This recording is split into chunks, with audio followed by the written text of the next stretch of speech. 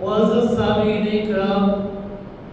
السلام علیکم ورحمۃ اللہ وبرکاتہ۔ رمضان المبارک کا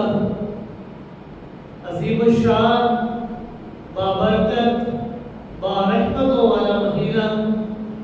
یہ اللہ رب العزت کی توفیق اور عنایت کے ساتھ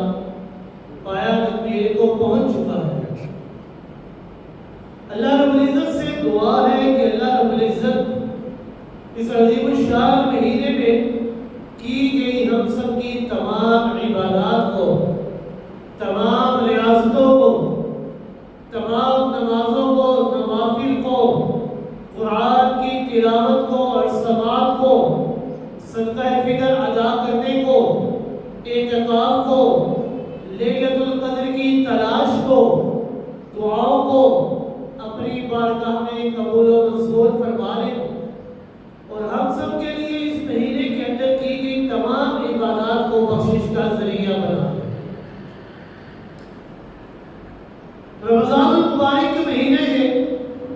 آنے سے قبل ہم بات کر رہے تھے نماز کے متعلق کہ نماز کے اندر ادا کیے گئے ایک ایک لفظ کا معنی بیان کیا جا رہا تھا کہ تاکہ ہم لوگوں کو معلوم ہو کہ جب ہم نماز کے لیے کھڑے ہوتے ہیں، نماز میں جو کلمات ہم ادا کرتے ہیں تو ان کلمات کا مفہوم اور معنی کیا ہے، ہم اپنے رب سے کیا مطالبہ کر رہے ہیں، ہم اپنے رب سے کیا باتیں کر رہے ہیں، کیا گفتگویں کر رہے ہیں۔ تو ثنا کے متعلق، تعوذ اور تسبیح کے متعلق، سورہ فاتحہ کی عظمت کے متعلق اور الحمدللہ رب العالمین کے متعلق ہم نے بات کی تھی۔ آج ہم بات کریں گے الرحمن الرحیم، مالک یوم الدین، ان کی تفسیر اور تشریح کے متعلق۔ الرحمن الرحیم کی تفسیر اور معنی و مفہوم، بسم اللہ الرحمن الرحیم کی تفسیر کرتے ہوئے ہم نے بیان کیا تھا کہ رحمان کے معنی کے اندر فراخی اور کشادگی اس قدر زیادہ ہے، اس قدر زیادہ ہے کہ اللہ کی ذات یہ ایسا مہربان ہے کہ اس کی قدر، اس کی رحمت اس قدر وسیع اور عام ہے کہ اس کی رحمت یہ کسی لوگ کے لیے یا کسی قوم کے لیے یا کسی علاقے کے لیے یا جنس کے لیے یا ملک کے لیے یا زمانے کے لیے نہیں ہے، بلکہ اللہ رب العزت نے خود اعلان فرمایا وَرَحْمَتِي وَسِعَتْ كُلَّ شَيْءٍ کہ میری رحمت یہ ہر چیز کو شامل ہے۔ رحیم کے معنی میں کثرت کا مفہوم پایا جاتا ہے، یعنی اللہ رب العزت کی ذات وہ ایسا مہربان ہے کہ اس کی مہربانی، عنایت اور رحمت اس قدر کثیر تعداد میں ہے کہ وہ گنتی اور شمار سے بھی باہر ہے۔ ذہن میں رکھیے گا کہ اللہ رب العزت نے الحمدللہ کے اندر جو دعویٰ پیش کیا تھا کہ تمام تعریفوں کے لائق ذات، تمام صفات الوہیت اور معبودیت کے لائق ذات اگر کسی کی ذات ہے تو وہ صرف اور صرف خالق کائنات کی ذات ہے۔ الحمدللہ کے اندر دعویٰ پیش کیا گیا تھا، اب اللہ رب العزت اس دعوے کو ثابت کرنے کے لیے دلائل پیش کرتے ہیں کہ کس طرح تمام صفات الوہیت اور معبودیت کے لائق ذات صرف اللہ کی ذات ہے۔ پہلی دلیل پیش کی تھی رب العالمین، وہ اس لیے تمام صفات الوہیت اور معبودیت کے لائق ذات ہے کیونکہ وہ تمام جہانوں کا پالنہار اور پیدا کرنے والا ہے۔ اب تو اس دعوے کے اوپر دوسری دلیل پیش کیا رحمان الرحیم، نہایت رحم کرنے والا، بڑا ہی مہربان ہے۔ فرمایا تمام صفات الوہیت اور کمال معبودیت میں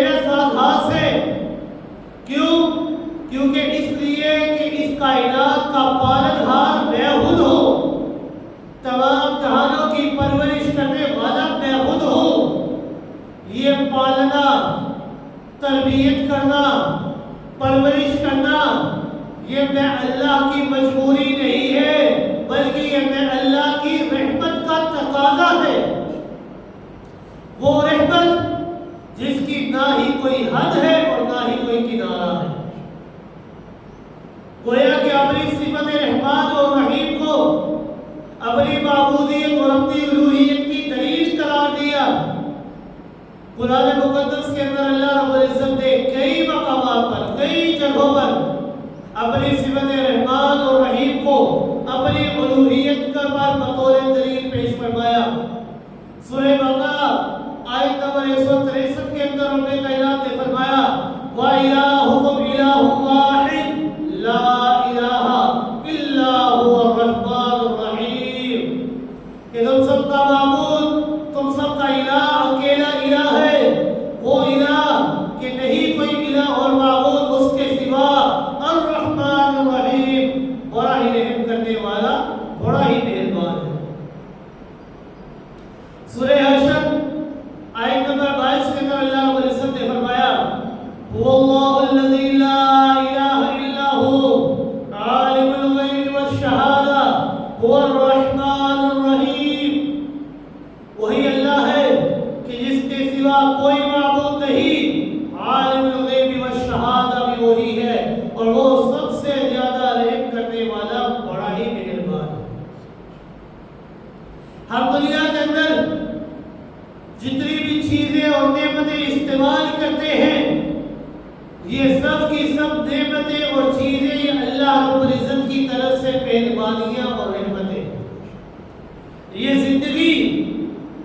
زندگی کے شب و روز، یہ رات دن کا آنا جانا، یہ جاگنا اور سونا، یہ موسموں کا تغیر و تبدل، یہ کھانا اور پینا، یہ طرح طرح کے قسم کے پھل اور اناج اور مشروبات استعمال کرنا، یہ بادلوں کا امڑ کر آ جانا، بارشوں کا برسنا،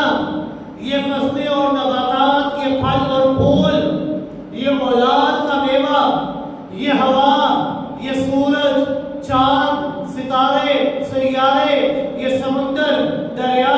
ندی، نالے، یہ چشمے، یہ آبشارے، یہ تجارت، یہ زمینیں، یہ سب کی سب یہ میرے رب کی طرف سے مہربانی اور رحمت ہے۔ یہ جو جسمانی رحمتیں دی، ذرا روحانی نعمت کی طرف توجہ فرمائیے۔ اللہ رب العزت نے ہمیں انسانوں کو روحانی نعمت سے محروم نہیں فرمایا بلکہ روحانی رحمت بھی ہمیں عطا فرمائی۔ روحانی نعمت کیا ہے؟ الرحمن علم القرآن، کہ رحمان وہ رحمان کہ جس نے ہمیں قرآن سکھایا۔ قرآن میں رحمت اور صاحب قرآن تو رحمت للعالمین ہے۔ الرحمن الرحیم کہ اللہ رب العزت کی ذات یہ بڑی ہی رحم کرنے والی، بڑی ہی مہربان ذات۔ دنیا کے اندر جتنی بھی عدالتیں ہیں، کوئی عدالت ایسی نہیں ہے، آپ لوگ خود اس بات کا اقرار کریں گے کہ کوئی عدالت ایسی نہیں ہے جو مقدمے کو سنے بغیر فیصلہ کر سکے، اور کوئی عدالت ایسی نہیں ہے کہ اگر مجرم اپنے جرم کا ارتکاب کر لے، مان لے، تو عدالت اس کو باعزت رہا کر دے۔ کوئی عدالت ایسی نہیں ہے۔ دنیا کی تمام عدالتوں کے اندر پہلے سنوائی ہوتی ہے، پھر اس کے بعد گواہیاں پیش ہوتی ہے، پھر اس کے بعد دعویٰ اور دلائل پیش کیے جاتے ہیں، پھر اس کے بعد اگر مجرم یہ ارتکاب جرم پایا جاتا ہے کہ اس نے جرم کیا ہے تو اس کو سزا دی جاتی ہے۔ اگر اس کے اوپر جرم کا ارتکاب نہیں ہوا ہوتا تو اس کو باعزت رہا کیا جاتا ہے۔ لیکن یہ تو دنیا کی عدالتیں تھی، کبھی رب کی عدالت کے اندر غور و فکر تو کیجیے۔ رب کائنات نے اعلان فرمایا ہے یا عبادی الذین اسرفوا لا تقنطوا من رحمت اللہ ان اللہ یغفر الذنوب جميعا انہ هو الغفور الرحیم۔ وہ رب کی عدالت جو میدان محشر کے اندر قائم ہونی تھی، رب کائنات میدان محشر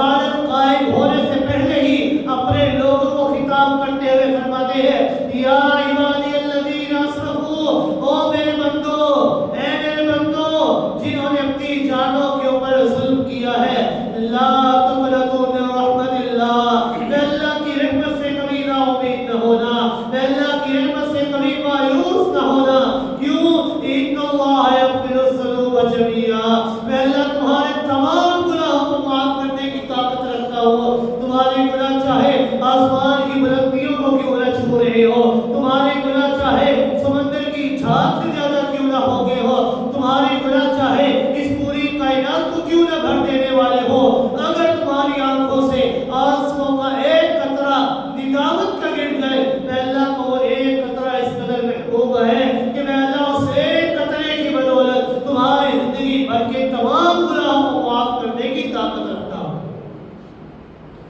انہ هو الغفور الرحیم، کیونکہ معاف کرنے کی طاقت اور اختیار اور رحمتوں کا نزول کرنے کی ذات یہ میں اللہ کی ذات۔ اب اللہ کی عدالت وہ میدان محشر کے اندر قائم ہونی تھی، لیکن اللہ رب العزت اسی دنیا کے اندر فرما رہے ہیں کہ اے لوگوں، اس عدالت کے قائم ہونے سے پہلے بھی اگر تم اپنے گناہ کی توبہ کر لو تو میں اللہ تمہیں معاف کر دوں گا۔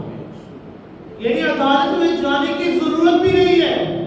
بس تم توبہ تو کرو، توبہ کے ارادے سے میں اللہ کے پاس آؤ تو میں اللہ کی رحمت بڑھ کر تمہارا استقبال کرے گا، میں اللہ کی رحمت تمہارے تمام گناہوں کو فرما دے۔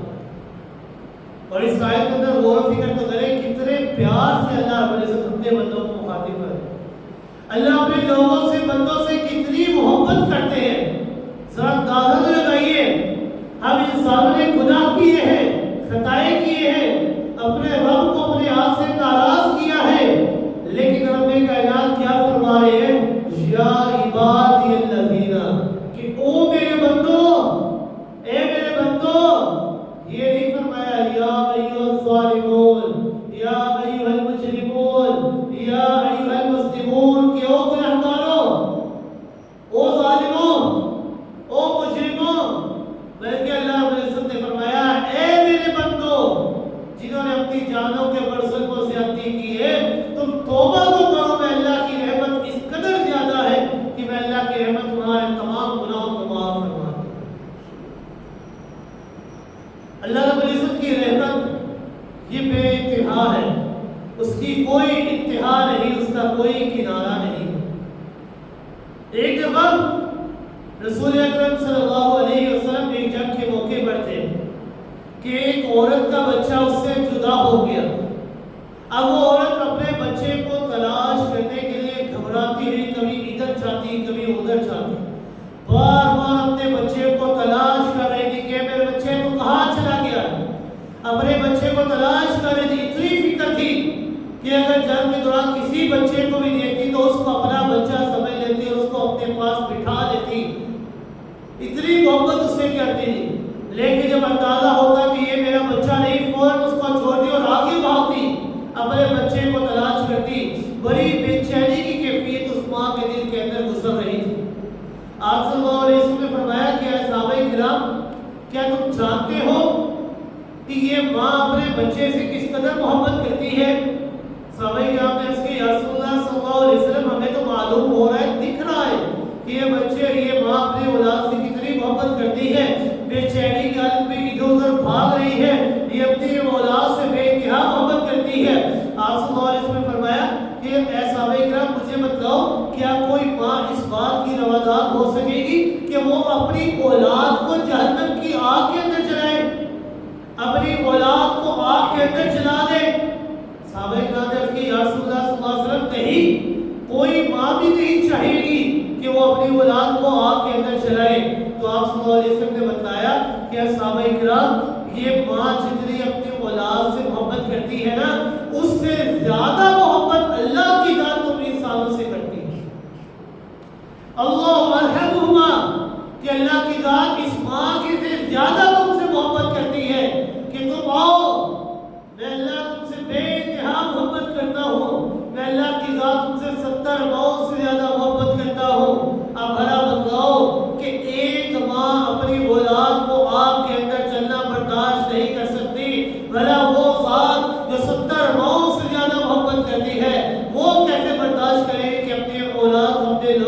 جہنم کی آگ کے اندر چل رہے ہیں۔ اللہ کی ذات انسانوں سے بے انتہا محبت کرتی ہے، لیکن انسان کا کام ہے کہ وہ اللہ کی طرف رجوع تو کرے۔ اللہ کی ذات اس کے اوپر اتنی رحیم، اتنی غفور ہے کہ وہ ایک بار توبہ کرے، اللہ تمام گناہوں کو معاف کرنے پر قادر ہے۔ الرحمن الرحیم، نہایت رحم کرنے والا، بڑا ہی مہربان ہے۔ آگے اللہ رب العزت نے فرمایا مالک یوم الدین، الحمدللہ کے دعوے پر اللہ رب العزت نے اپنی تیسری دلیل پیش کی، مالک یوم الدین،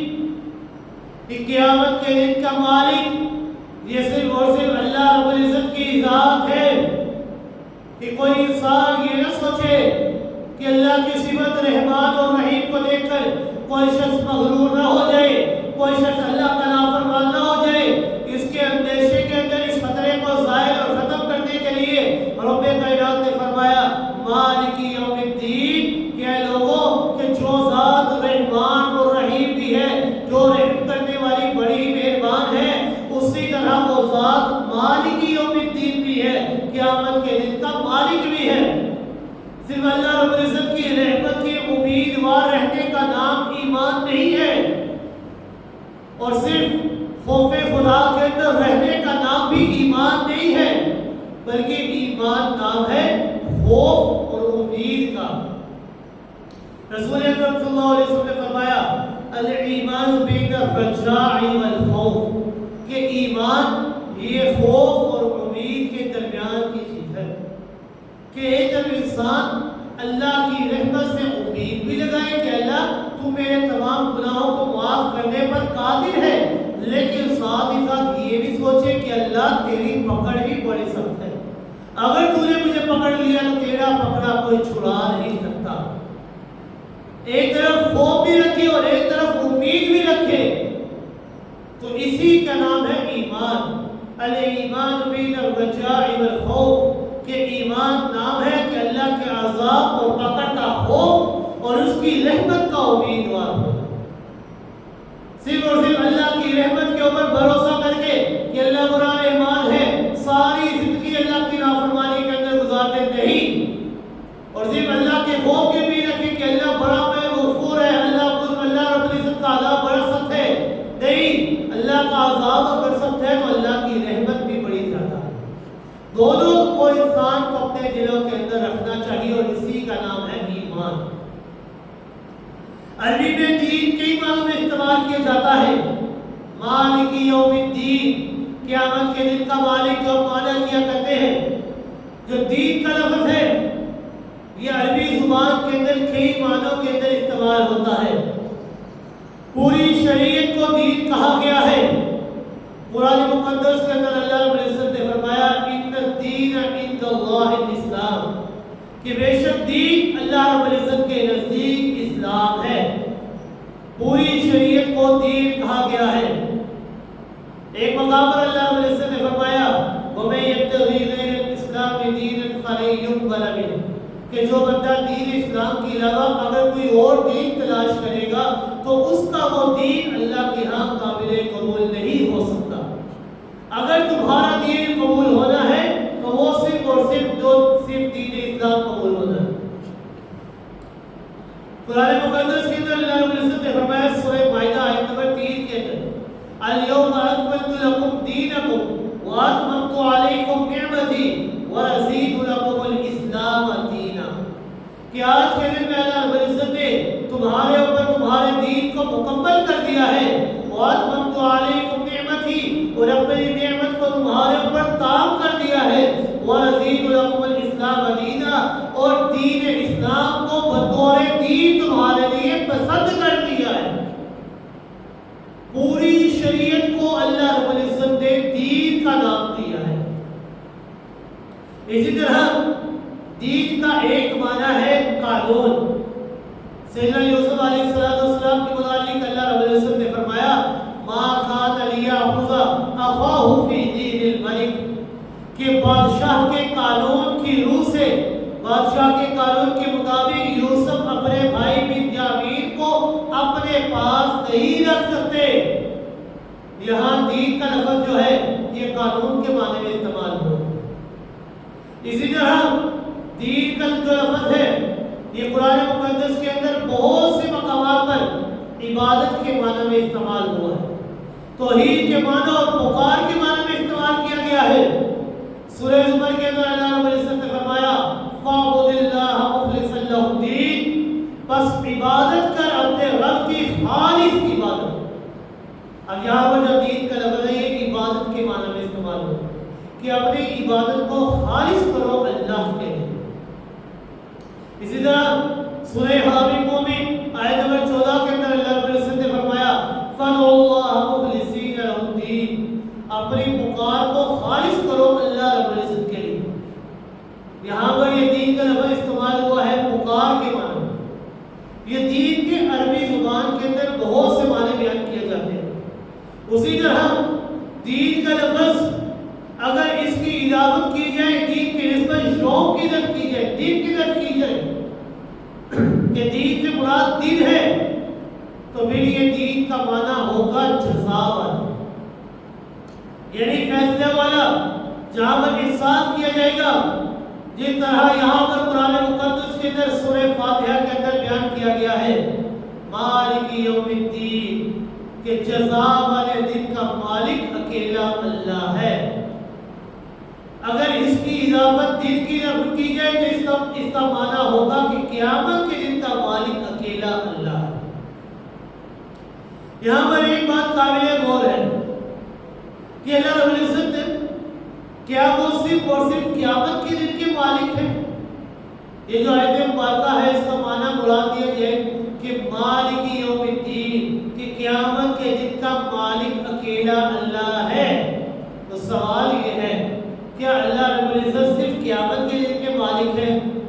ہرگز نہیں، اور یقیناً نہیں۔ سورہ فاتحہ کے اندر جو اللہ رب العزت نے فرمایا مالک یوم الدین، کہ قیامت کے دن کا مالک اور مختار کل اللہ ہے، یہ اللہ رب العزت نے کیوں کہا؟ اللہ رب العزت صرف مالک یوم الدین نہیں بلکہ وہ تو دنیا اور آخرت تمام چیزوں کے مالک ہیں۔ زمین کا مالک اکیلا اللہ، آسمانوں کا مالک اکیلا اللہ، تحت الثرى اور تحت الثريا تمام چیزوں کا مالک اکیلا اللہ، ساری کائنات کا، 14 طبقوں کا اور کائنات کے ذرے ذرے کا بلا شرکت غیر اگر کوئی مالک ہے تو وہ صرف اور صرف اللہ کی ذات ہے اور کوئی ذات نہیں ہے۔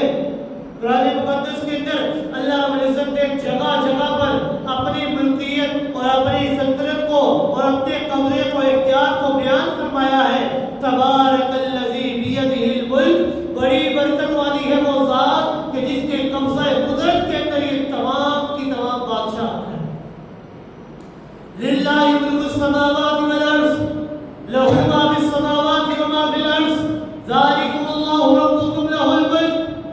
قل اللہم مالک الملک تؤتی الملک من تشاء وتنزع الملک ممن تشاء۔ کہ آپ صلی اللہ علیہ وسلم اللہ رب العزت سے یوں دعا مانگا کرتے تھے کہ اللہ رب العزت کہ تمام کی تمام بادشاہت اگر کسی کی ہے تو وہ صرف اور صرف اللہ رب العزت کی۔ تؤتی الملک من تشاء، وہ جسے چاہتا ہے بادشاہ بنا لیتا ہے، جسے چاہتا ہے بادشاہت کو چھین لیتا ہے، جسے چاہتا ہے عزتوں سے مالا مال کر دیتا ہے، جسے چاہتا ہے ذلت عطا کر دیتا ہے۔ ہر چیز کا اختیار اگر کسی کے پاس ہے تو وہ صرف اور صرف اللہ رب العزت کے پاس ہے۔ امام الانبیاء جناب محمد رسول اللہ صلی اللہ علیہ وسلم کی دعا میں بھی اللہ کی صفت مالکیت کا تذکرہ موجود ہے۔ آپ صلی اللہ علیہ وسلم فرض نماز کے بعد یہ دعا مانگا کرتے تھے اشہد ان لا الہ الا اللہ وحدہ لا شریک لہ لہ الملک ولہ الحمد وہو علی کل شیء قدیر اللہم لا مانع لما اعطیت ولا معطی لما منعت ولا ينفع ذا الجد منک الجد۔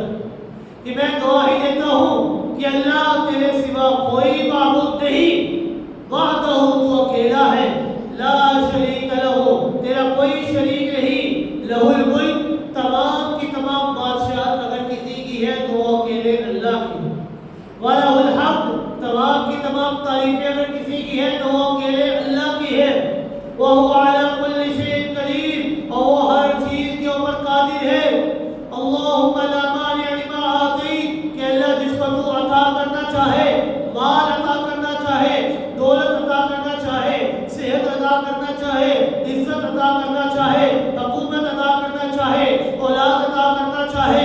رزق عطا کرنا چاہے، رہائی عطا کرنا چاہے، لا مانع، اے اللہ تو عطا کرنا چاہے تو کوئی روکنے والا نہیں ہے۔ ولا معطی لما منعت، اے اللہ اگر تو جس سے روک لے تو ساری کائنات مل کر بھی اس کو نہیں دے سکتے۔ ولا ينفع ذا الجد منك الجد، اے اللہ نہیں کسی کو کوشش کرنے والے کو کہ اس کی کوشش اللہ کے حکم کے مقابلے میں کوئی فائدہ کسی کو پہنچا سکے۔ اگر اللہ رب العزت کسی کو روکنا چاہے، فائدہ نہ پہنچانا چاہے تو ساری کائنات مل کر بھی فائدہ نہیں پہنچا سکتے۔ ہم جب حج یا عمرے کے موقع پر جاتے ہیں تو ہم لوگ تلبیہ پڑھتے ہیں۔ تلبیہ کے موقع کے اوپر بھی جو مبارک کلمات ہم اپنی زبانوں سے نکالتے ہیں وہ بھی یہی ہے، لبیک اللہم لبیک لا شریک لک لبیک ان الحمد والنعمت لک والملک لا شریک لک۔ تو اس تلبیہ کے اندر بھی ہم یہی اعلان کرتے ہیں کہ اللہ بادشاہت اگر کسی کی ہے تو صرف اور صرف تیری ہے، دنیا کے اندر بھی اور آخرت کے اندر بھی، ہر چیز کے اوپر ملوکیت صرف اور صرف اللہ کی ہے۔ قرآن مقدس کے اندر بے شمار آیات ہیں اور بے شمار احادیث ہیں کہ جن کے اندر اللہ رب العزت نے ملک اور ملک کے تذکرے کیے ہیں، کہ اللہ رب العزت کی ملکیت کے تذکرے ہیں کہ جن میں یہ ذکر ہے زمین و آسمان، دنیا اور آخرت، ہر چیز کا مالک اگر کوئی ہے تو وہ صرف اور صرف اللہ رب العزت کی ذات ہے۔ اللہ رب العزت کے سوا کوئی مالک نہیں ہے، وہ وحدہ لا شریک ہے۔ تو پھر اللہ رب العزت نے یہ لفظ کیوں کہا مالک یوم الدین، کہ قیامت کے دن کا مالک اکیلا میں اللہ ہوں؟ حالانکہ اللہ تو دنیا کا بھی مالک ہے، تو اللہ رب العزت نے یہ کیوں کہا مالک یوم الدین؟ اللہ رب العزت دنیا اور آخرت، آسمان و زمین، ہر چیز کے مالک ہے، پھر سورہ فاتحہ کے اندر اسے محدود کیوں کیا گیا؟ مالک یوم الدین، قیامت کے دن کا مالک میں اکیلا اللہ ہوں۔ یہ اس لیے وجہ یہ ہے کہ اللہ رب العزت نے اس لیے کہا مالک یوم الدین کیونکہ دنیا کے اندر مجازی طور پر، عارضی طور پر اللہ رب العزت نے اپنی رحمت سے، اپنی مہربانی سے اپنے بندوں کو مالک بنایا۔ دنیا کے مال کا، وزارتوں کا، صدارت کا، دکانوں کا، زیورات کا عارضی طور پر، مجازی طور پر اللہ رب العزت نے لوگوں کو مالک بنایا۔ اگرچہ ان تمام چیزوں کا حقیقی مالک اکیلا اللہ ہے، لیکن اللہ رب العزت نے اس دنیا کے اندر عارضی طور پر لوگوں کو مالک اور بادشاہ بنایا۔ تو دل ملک من تشاء وتنزع الملک ممن تشاء، تو جسے چاہتا ہے بادشاہی عطا کرتا ہے۔ لیکن یہ جو لفظ کہا مالک یوم الدین، قیامت کے دن کا مالک اکیلا میں اللہ ہوں، یہ اس لیے کہ قیامت کے دن کا معاملہ ایسا ہوگا کہ وہاں پر کوئی عارضی، کوئی وقتی، کوئی مجازی طور پر بھی ملکیت کسی کی نہیں ہوگی۔ عارضی طور پر بھی کل قیامت کے دن کوئی مالک نہیں ہوگا، کوئی مجازی خدا نہیں ہوگا۔ کسی کو سر اٹھانے کی اجازت نہیں ہوگی، کسی کو زبان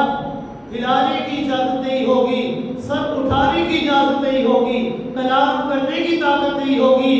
اگر قیامت کے دن کا مکمل اختیار اگر کسی کے پاس ہے تو وہ صرف اور صرف اللہ رب العزت کی ذات ہے، وہ اللہ کی ذات ہوگی۔ یحکم بینہم، وہ اللہ رب العزت، وہ ذات جو خود کل قیامت کے دن مخلوق کے درمیان فیصلہ فرمائے۔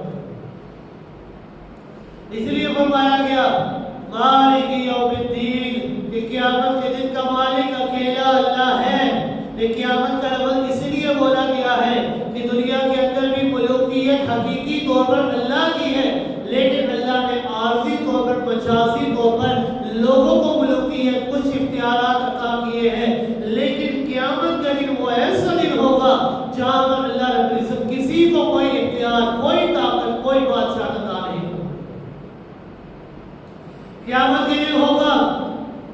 سب لوگ اللہ کے دربار میں حاضر ہوں گے، سب کے سب جھکے ہوں گے، اللہ کا دبدبا اور جلال اور روب کہ جسموں کے اوپر کپکپی طاری ہوگی، لوگ کانپ رہے ہوں گے۔ اللہ رب العزت تمام آسمانوں کو اپنی ایک انگلی کے اوپر اٹھا لیں گے، تمام زمینوں کو اپنی دوسری انگلی کے اوپر اٹھا لیں گے، والشجر علی عصبہ، اور روئے زمین کے تمام درختوں کو اپنی تیسری انگلی کے اوپر اٹھائیں گے، والماء والثرى علی عصبہ، اور تمام قسم کی مٹی کو اور پانی کو اپنی چوتھی انگلی کے اوپر اٹھا لیں گے، وسائر الخلق علی عصبہ، اور باقی تمام مخلوقات کو اپنی پانچویں انگلی پر رکھ لیں گے۔ ساری کائنات کو اپنے ہاتھوں کے اوپر سمیٹ لینے کے بعد رب کائنات فرمائیں گے انا الملک، کہ بادشاہ اکیلا میں اللہ ہوں۔ ایک دوسری روایت میں آتا ہے کہ زمین و آسمان کو اپنی ہاتھ کے اندر لے کر، اپنی مٹھی میں لے کر، رب کائنات اپنے جلال اور دبدبے والے آواز کے ساتھ آواز لگائیں گے این ملوک الارض، کہ آج زمین کے بادشاہ کہاں پر ہے؟ جو دنیا کے اندر بادشاہ بنے بیٹھے تھے، جو دنیا کے اندر وزیر اعظم بنے بیٹھے تھے، وزیر خزانہ بنے بیٹھے تھے، دکانوں کے مالک بنے بیٹھے تھے، زمینوں کے مالک بنے بیٹھے تھے، این ملوک الارض، آج زمین کے بادشاہ کہاں پر ہیں؟ زمین پر بادشاہی کرنے والے لوگ کہاں پر ہیں؟ آپ کو صرف بادشاہی نہیں، شہنشاہی لوگ دیا کرتے ہیں، آج وہ کہاں پر گئے ہیں؟ کوئی جواب نہیں آئے گا۔ رب کائنات خود فرمائیں گے انا الملک، اگر بادشاہ ہے تو وہ صرف اور صرف اکیلا میں اللہ ہو، کوئی نہیں۔ بادشاہت، ملوکیت اگر کسی کی ہے تو وہ صرف اکیلے اللہ کی ہے۔ مالک یوم الدین، قیامت کے دن کا مالک اکیلا اللہ ہے۔ قرآن مقدس کے اندر اللہ رب العزت نے ایک جگہ پر ارشاد فرمایا وما قدر اللہ حق قدرہ، کہ لوگوں نے اللہ کی قدر اس طرح نہیں کی جس طرح اللہ کی قدر کرنے کا حق تھا، کہ ہم نے اپنے معبود کی عبادت اس طرح نہیں کی جس طرح ہمیں عبادت کرنی چاہیے تھی۔ جتنی نعمتوں سے اللہ نے ہمیں نوازا ہے نا، ہمیں تو چاہیے کہ ہماری زبانیں ختم ہو جائیں، ہماری دھوپ ختم ہو جائے، ہماری زبانیں کبھی بھی اللہ کے شکر سے خالی نہیں ہونی چاہیے۔ لیکن ہم انسان ہیں، وما قدر اللہ حق قدرہ، اس لیے اللہ نے پہلے ہی فرما دیا تھا ہم انسان ہیں، خطاؤں کے پتلے ہیں، اس دنیا کے اندر بہک جانے والے ہیں، دنیا کی محبتوں میں گرفتار ہو جانے والے ہیں۔ رب کائنات نے پہلے ہی فرمایا وما قدر اللہ حق قدرہ، کہ اے لوگوں جس طرح میں اللہ کی قدر کرنے کا حق تھا نا، اس طرح تم نے میں اللہ کی قدر نہیں کی، تو پھر قیامت کے دن اللہ نے اپنی قدرت، قوت اور حاکمیت، زور، بادشاہی اور ملکیت بیان کرتے ہوئے فرمایا والارض جميعا قبضته يوم القيامة والسماوات مطويات بيمينه سبحانه وتعالى عما يشركون، کہ قیامت کے دن زمین اللہ رب العزت کی مٹھی کے اندر ہوگی، تمام آسمان اللہ کے دائیں ہاتھ میں لپٹے ہوں گے۔ وہ پاک ذات ہے، وہ ایک بلند و بالا ذات ہے، وہ تمام چیزوں سے ہے، کن چیزوں سے کہ جن کو لوگ اللہ کے ساتھ شریک ٹھہرایا کرتے ہیں۔ اللہ کی ذات ان تمام چیزوں سے پاک ہے کہ جو لوگ اللہ کے ساتھ شریک ٹھہرایا کرتے ہیں، کہ یہ کیا کل قیامت کے لیے ہماری سفارش کر لیں گے، یہ کل قیامت کے لیے ہمیں بچا لیں گے، نہیں۔ اگر کل قیامت کے دن ہمیں بچائے گی تو وہ صرف اللہ کی ذات ہوگی اور کوئی نہیں۔ یطوی اللہ السماوات یوم القیامہ ثم یاخذہن بیدہ الیمنی، کہ قیامت کے دن اللہ رب العزت تمام آسمانوں کو لپیٹ کر اپنے سیدھے ہاتھ میں پکڑ لیں گے اور پھر جلال کی بھری آواز میں کہیں گے انا الملک، کہ آج بادشاہ میں ہوں، این الجبارون این الظالمون، کہ دنیا کے زبردست اور طاقتور لوگ کہاں پر گئے ہیں، دنیا کے ملینئر اور ملینئر لوگ کہاں پر گئے ہیں، دنیا کے متکبر اور مغرور لوگ کہاں پر ہیں؟ کہیں میں کوئی جواب نہیں آئے گا، کوئی جواب نہیں دے گا۔ رب کائنات فرمائیں گے للہ الواحد القہار، اگر آج بادشاہ ہے تو صرف میں اللہ کی۔ قیامت کے دن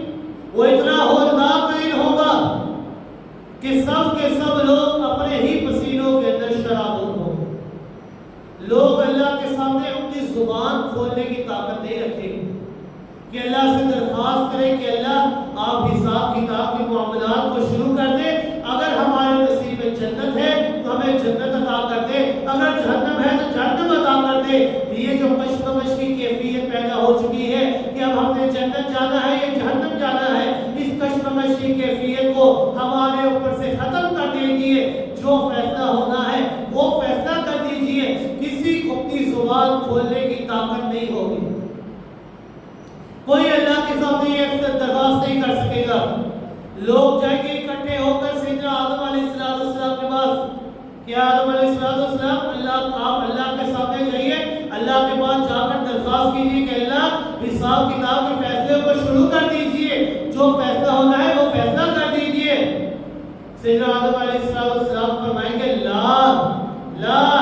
نہیں، یہ طاقت اور اختیار آج میرے پاس نہیں ہے۔ اگر میں اللہ کے پاس چلا گیا، اللہ مجھ سے پوچھ لیا اللہ نے کہ میں نے جب آپ کو درخت کے پاس جانے سے منع کیا، اس پھل کو کھانے سے منع کیا، تو آپ نے کیوں کھایا، تو میں اللہ کو کیا جواب دوں گا؟ لوگ جائیں گے سیدنا نوح علیہ السلام کے پاس کہ آپ اللہ کے پاس جائیے، سفارش کیجیے۔ سیدنا نوح علیہ السلام فرمائیں گے نہیں، آج یہ طاقت اور اختیار میرے پاس بھی نہیں ہے، میں بھی نہیں کر سکتا۔ سیدنا ابراہیم کے پاس آئیں گے، سیدنا موسیٰ کے پاس آئیں گے، سیدنا عیسیٰ علیہ السلام کے پاس آئیں گے، تمام انبیاء کے پاس ہو کر آخر میں جناب محمد رسول اللہ صلی اللہ علیہ وسلم کے پاس آئیں گے اور آپ کا عرض کریں گے کہ اللہ کے رسول صلی اللہ علیہ وسلم، آپ اللہ سے درخواست کیجئے کہ آپ ہمارے حساب کتاب کا فیصلہ شروع کر دیجئے، جو معاملات ہونے ہیں آپ ہمیں بتا دیجئے، جنہوں نے جنت جانا ہے وہ جنت چلے جائے، جو جہنم میں جانے والے ہیں وہ جہنم میں چلے جائے، یہ جو کشمکش کی کیفیت ہے یہ ختم ہو جائے۔ تو سیدنا جناب محمد رسول اللہ صلی اللہ علیہ وسلم اللہ رب العزت کے سامنے سجدہ ریز ہوں گے اور کافی دیر تک سجدہ ریز رہیں گے، پھر رب کائنات فرمائیں گے کہ اے میرے محبوب پیغمبر صلی اللہ علیہ وسلم، وہ آپ اپنے سر مبارک کو اٹھائیے اور آپ سفارش کیجئے، اشفع تشفع، سفارش کیجئے، میں اللہ آج آپ کی سفارش کو قبول فرماؤں گا۔ پھر اللہ رب العزت حساب کتاب کے معاملات کو شروع فرمائیں گے۔ کسی کو اللہ کے سامنے زبان کھولنے کی طاقت نہیں ہوگی کسی کے پاس، اسی لیے اللہ نے فرمایا مالک یوم الدین،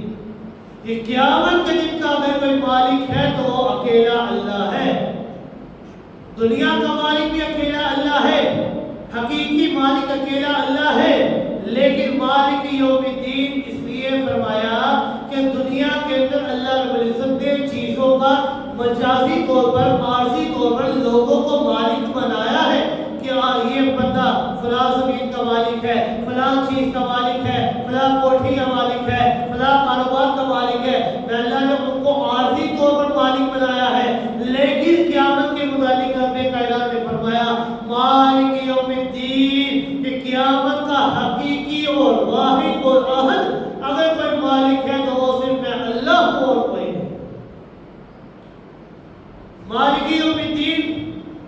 قیامت کے دن کا مالک اکیلا اللہ ہے۔ یہ اللہ رب العزت نے کیوں فرمایا؟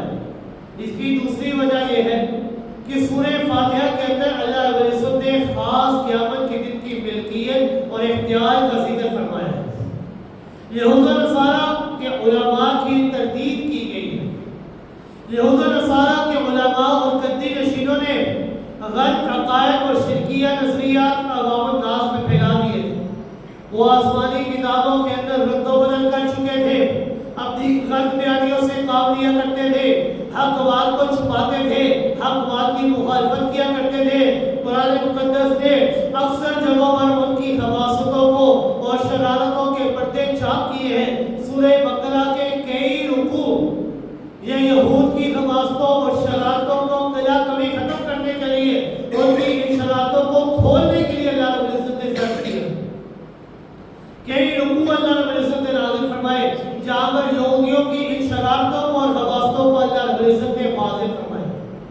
سورہ نساء کے اندر، سورہ مائدہ کے اندر یہود و نصارہ کے غلط نظریات اور شرکیہ عقائد کو بیان کر کے ان کی تردید کی گئی ہے، ان کے اوپر کفر کے فتوے لگائے گئے ہیں۔ یہود و نصارہ کے علماء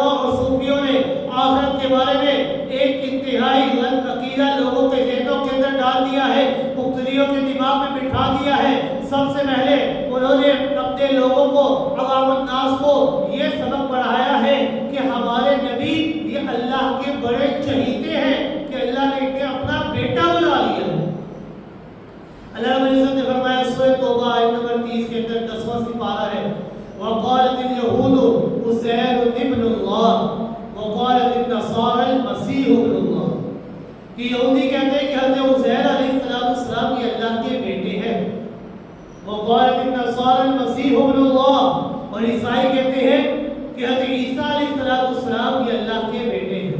یہ بات یہ میں اپنی طرف سے نہیں بلکہ رب کائنات نے قرآن مقدس کے اندر فرمائی ہے۔ سورہ توبہ آیت نمبر 30 ہے، جا کر دیکھ لیجئے گا کہ یہودیوں کا عقیدہ ہے کہ حضرت عزیر علیہ السلام یہ اللہ کے بیٹے اور اللہ کے چہیتے ہیں۔ عیسائیوں کا عقیدہ ہے کہ حضرت عیسیٰ علیہ السلام اللہ کے بیٹے اللہ کے چہیتے ہیں۔ سورہ مائدہ آیت نمبر 18 کے اندر اللہ رب العزت نے فرمایا وقالت اليہود والنصارى نحن ابناء اللہ واحباؤہ، کہ یہودیوں اور عیسائیوں نے کہا کہ ہم بھی اللہ کے بیٹے ہیں اور اس کے پیارے ہیں، اور اللہ رب العزت ہماری باتوں کو ہماری چیزوں کو کبھی ٹالیں گے نہیں۔ ہم اللہ رب العزت سے جو کہیں گے اللہ رب العزت ہماری باتوں کو مان لیں گے۔ وہ اس بات تک کو مانا کرتے تھے کہ اگر کل قیامت کے دن جو جہنم بنائی گئی ہے یہ جہنم ہم لوگوں کے لیے نہیں بنائی گئی۔ ان کا عقیدہ اور نظریہ یہ تھا، ان کے جو رہبانی تھے علماء تھے انہوں نے کہا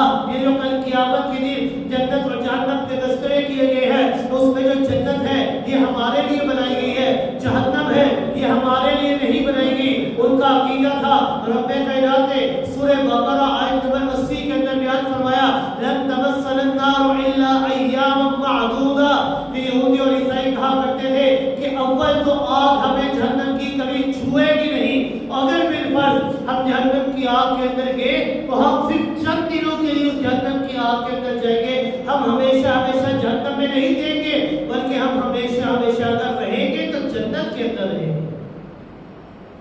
ان کا عقیدہ تھا کہ یہ جو جہنم کی آگ ہے اول تو اس جہنم کی آگ کے اندر ہم کبھی جا ہی نہیں سکتے، کیونکہ جو ہمارے نبی ہیں وہ اللہ کے بیٹے ہیں، اسی وجہ سے ہم اللہ کے بڑے محبوب ہیں، اللہ کے بڑے قریب ہیں، ہم جہنم کی آگ کے اندر نہیں جائیں گے۔ لیکن اگر بالفرض اپنے گناہوں کی بدولت ہم جہنم کے اندر گئے تو ہم صرف چند دنوں کے لیے وہاں پر جائیں گے، پھر اللہ رب العزت ہمیں جہنم سے نکال کر جنت کے اندر ڈال دیں گے۔ سورہ بقرہ آیت نمبر 111 کے اندر اللہ رب العزت نے فرمایا لن يدخل الجنة الا من كان هودا او نصارى، یہودی اور عیسائیوں کے عقیدہ یہ تھا کہ ہم جنت کے اندر داخل ہوں گے اور جنت کے اندر ہم عیسائیوں اور یہودیوں کے سوا اور کوئی داخل نہیں ہوگا۔ اللہ رب العزت نے ان کے اس عقیدے کو ان کی اس چیزوں کو رد کرنے کے لیے سورہ فاتحہ کے اندر اعلان فرمایا مالک یوم الدین، کہ لوگوں اے یہودیوں اے عیسائیوں یہ جو تم نے عقیدہ اور نظریہ بنا رکھا ہے نا کہ قیامت کے دن کے اندر اللہ رب العزت ہمیں جنت کے اندر ڈال دیں گے، ہم اللہ کے بڑے محبوب اللہ کے بڑے چہیتے ہیں، اللہ رب العزت ہمیں جہنم کے اندر داخل نہیں کر فرمائیں گے، تو رب کائنات نے فرمایا نہیں، مالک یوم الدین، قیامت کا مالک تم نہیں بلکہ میں اللہ ہوں، تمہارے پہلا رب العزت جہنم کی آگ کے اندر جلاؤں گا۔ کیوں؟ کیونکہ تم نے عقیدہ بنا لیا ہے کہ حضرت عزیر علیہ السلام حضرت عیسیٰ علیہ السلام اللہ کے بیٹے ہیں، لیکن رب کائنات کا فیصلہ یہی ہے لم یلد ولم یولد، نہ میں نے کسی کو پیدا کیا اور نہ ہی میں کسی سے پیدا کیا گیا، میں واحد ہوں ولم یکن لہ کفوا احد، اور میرا کوئی بھی ہمسر نہیں ہے، نہ میں نے کسی کو اپنا بیٹا بنایا اور نہ ہی کسی کو اپنی بیٹی بنایا، میں وحدہ لا شریک ذات ہوں، مجھے کسی کے ساتھی کی ضرورت نہیں ہے، میں شروع سے اکیلا تھا اور اکیلا ہی ہوں اور کل قیامت تک اکیلا ہی رہوں گا، میرا کوئی ہمسر کوئی مد مقابل نہیں ہے۔ وَلَا يَمْلِكُ الَّذِينَ يَدْعُونَ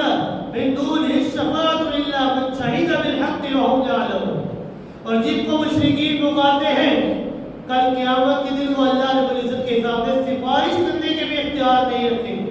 سفارش کرنے کے بھی مالک نہیں ہوں گے۔ ہاں وہ لوگ کہ جن کو اللہ رب العزت اجازت دیں گے تو وہی جا کر اپنی زبان کھول سکیں گے۔ رب کائنات نے فرمایا لا يملكون مثقال ذرة لا يملكون الشفاعة إلا من اتخذ عند الرحمن عهدا کہ اللہ رب العزت کے سامنے کسی کو اپنے لب کھولنے کی اجازت نہیں ہوگی،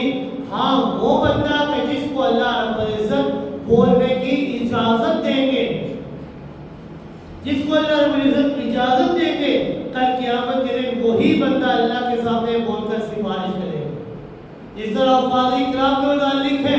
کل قیامت کے دن اللہ رب العزت ان کو اجازت دیں گے کہ آپ میرے سامنے بول کر اپنے خاندان کے 10 ایسے رشتہ دار جن کے اوپر میں اللہ نے جہنم کے فیصلے کو واجب کر دیا ہے، انہوں نے جہنم کے اندر داخل ہونا ہے، آپ سفارش کریے، میں آپ کی سفارش کو قبول کر کے ان کو جنت کا مستحق بنا دوں۔ جناب محمد رسول اللہ صلی اللہ علیہ وسلم سفارش کریں گے،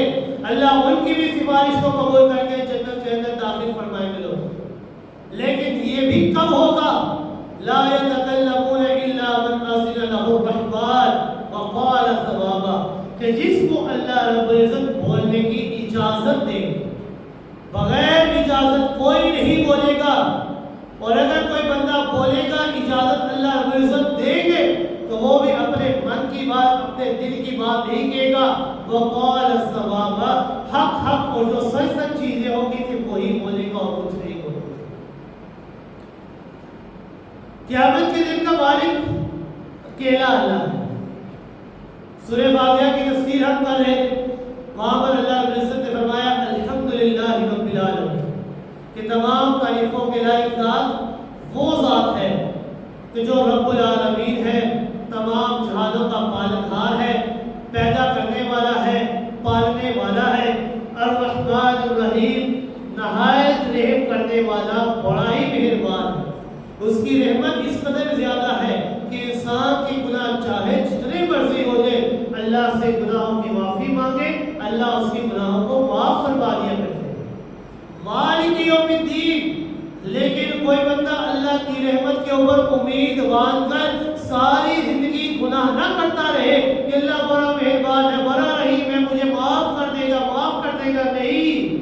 اگر اللہ کی ذات رحیم ذات ہے تو اسی طرح اللہ کی ذات یہ کل قیامت کے دن عذاب دینے والی ذات ہے،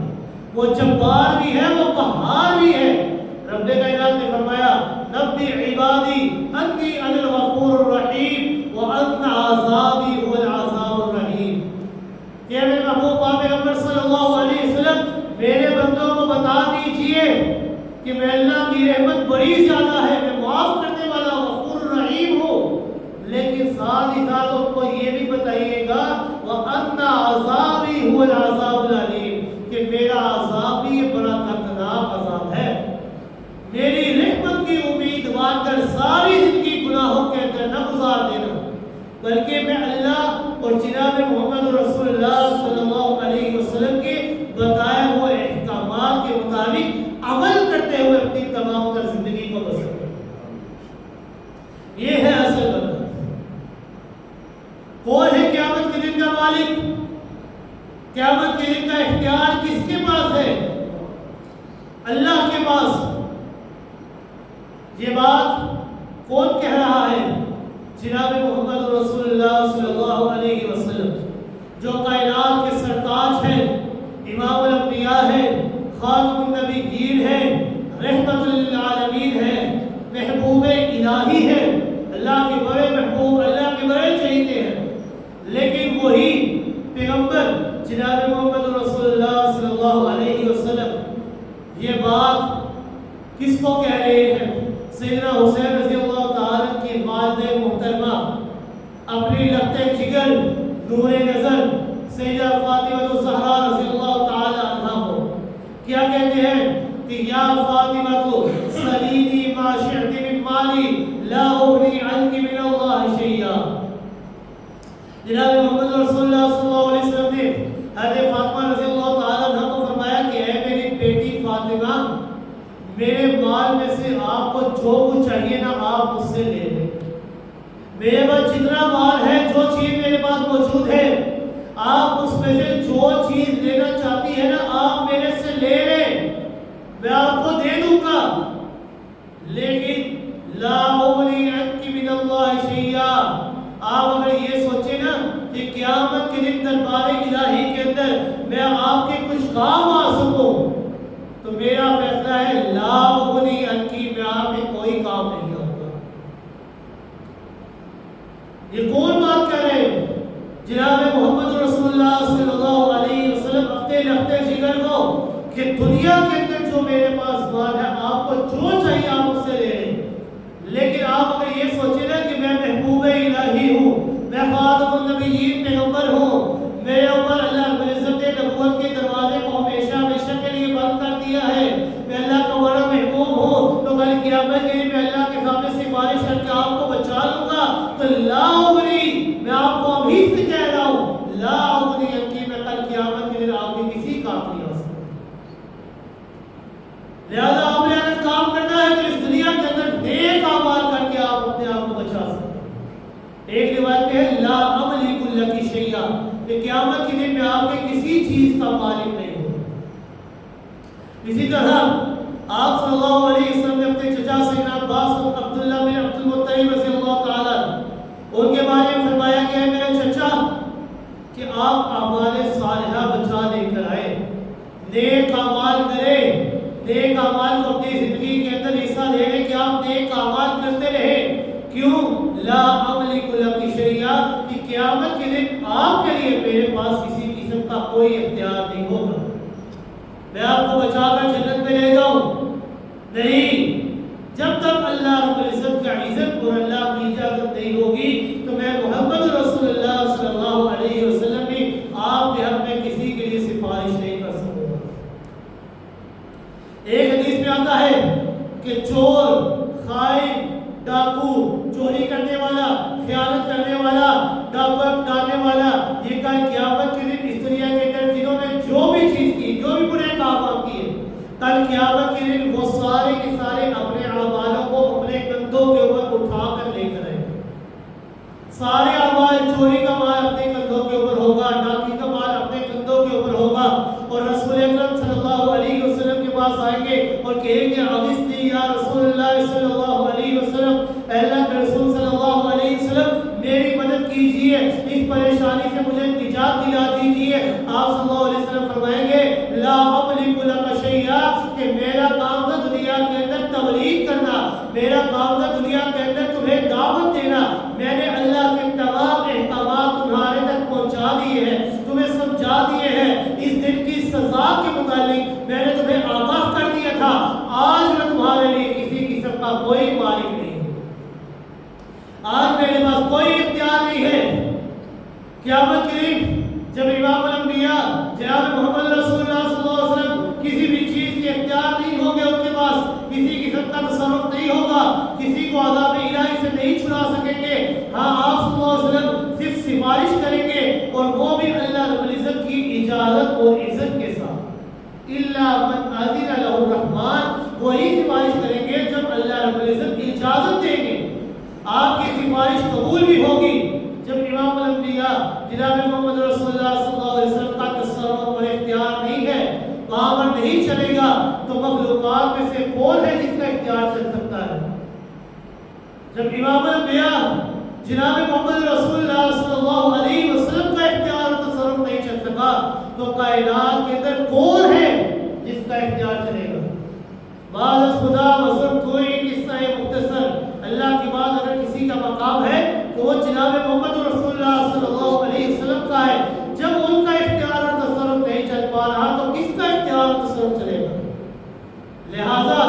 اللہ رب العزت نے فرمایا مالک یوم الدین، قیامت کے دن کا مالک اور مختار اگر کوئی ہے تو وہ صرف اور صرف اکیلا میں اللہ ہوں۔ اگر قیامت کے دن عذاب الہی سے بچنا چاہتے ہیں تو اس دنیا کے اندر رہ کر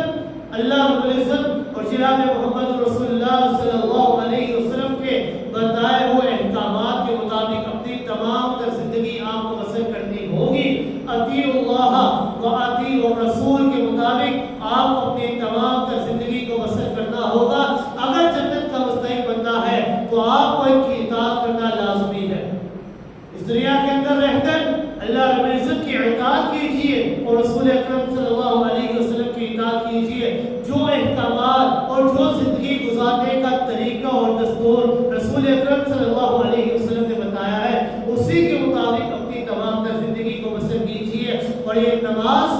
اس کو لازمی ادا کیجیے، کیونکہ یہ نماز یہ وہ چیز ہے کل قیامت کے دن اگر سب سے پہلا سوال کسی چیز کا ہونا ہے تو اس نماز کا ہونا ہے۔ روز محشر کے جا بداس بول اولی پرستش نماز کو، یہ کل قیامت کے دن سب سے پہلا سوال نماز کے متعلق ہوگا۔ اگر انسان اسی نماز والے سوال کے اوپر پھنس جائے تو آگے انسان کیا جواب دے؟ تو یہ نمازیں جس طرح رمضان المبارک کے مہینے میں ادا کی گئی ہے، اسی طرح غیر رمضان کے اندر بھی انسانوں کے اوپر فرض ہے اس کا ادا کرنا۔ جس طرح رمضان کے مہینے میں ادا کی ہے، اسی طرح اللہ سے دعا کرتے ہیں کہ اللہ رب العزت ہمیں غیر رمضان کے اندر بھی اسی طرح نماز ادا کرنے کی توفیق عطا فرمائے۔ اللہ سے دعا ہے کہ اللہ رب العزت عمل کی بھی